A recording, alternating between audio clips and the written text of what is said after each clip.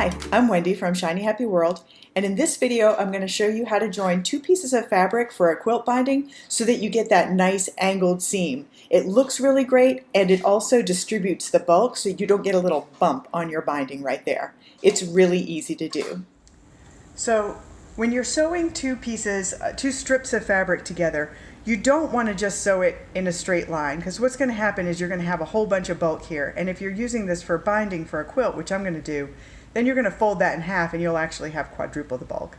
What you want is to get them sewn together on the diagonal, and that's really easy to do. You just put your pieces right side together, and I'm showing you with printed fabric because then it's really easy to tell what the right sides are.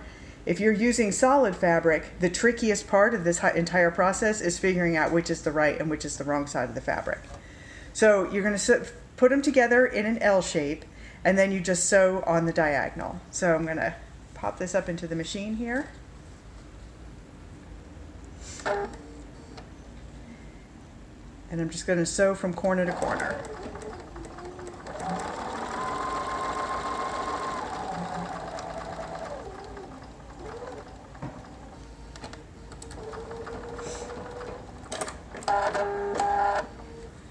And then, pull this forward here, I clip off this extra,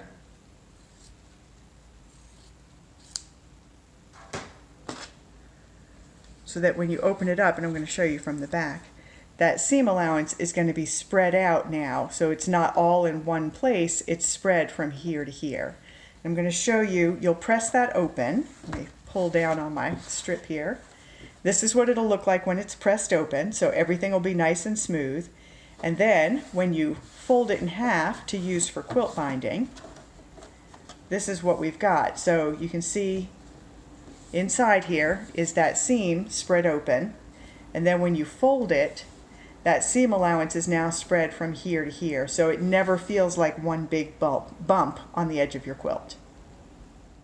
That's it. It's really easy. Just put the two strips of fabric right sides together, making an L, and then you're going to sew on the diagonal at that corner of the L, and you'll get a perfect diagonal seam every time. I'm Wendy from Shiny Happy World. I'll see you next time.